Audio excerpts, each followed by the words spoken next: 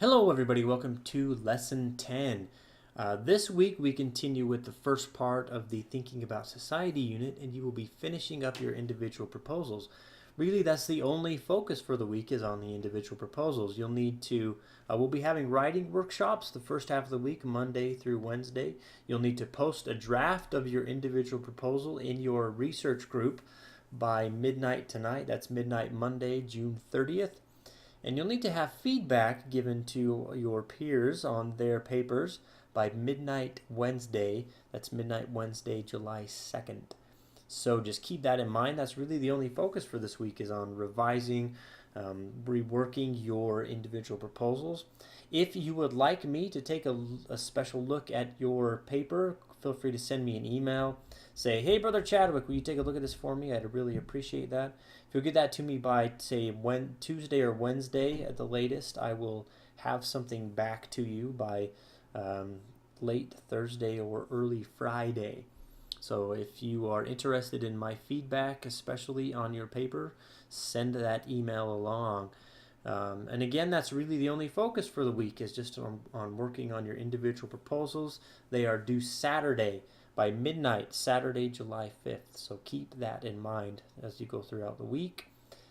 Next week, we will be taking up the group version of this project where you will all in your groups take the different individual proposals and you will work up a group presentation that points to or that discusses the same topic.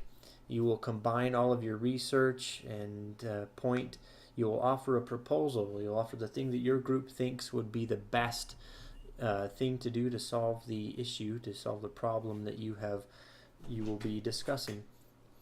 So that's starting next week. This week again, finishing up the individual proposals. Next week we begin the group presentations, and that's pretty much your work for the week. I did want to point you out to something that's going on outside of the class that you might or might not be interested in. But for several years, I've been involved with Mormon. In the Mormon community, there's a small but thriving group of writers who write and they talk about literature written by, for, and about Mormons.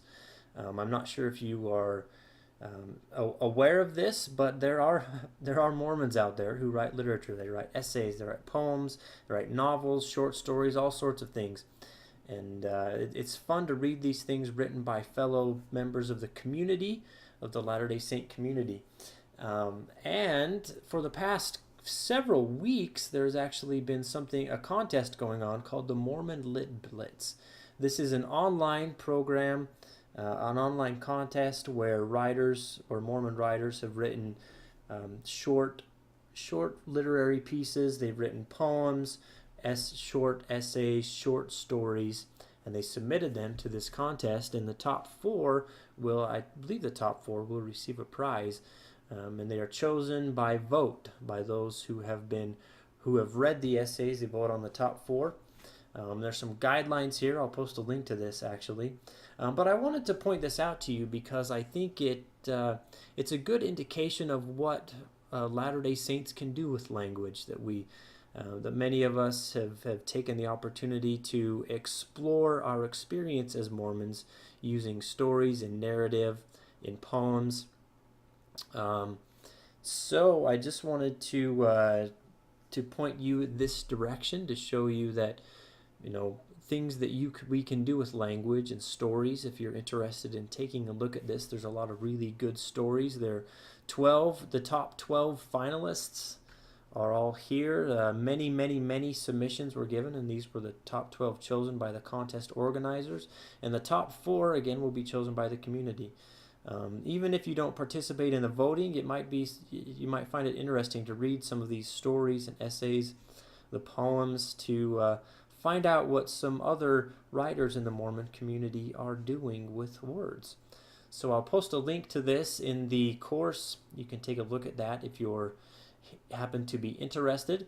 And really that's all I've got for you for the week. If you have any questions about anything, please do feel free to let me know. As always, my inbox is always open.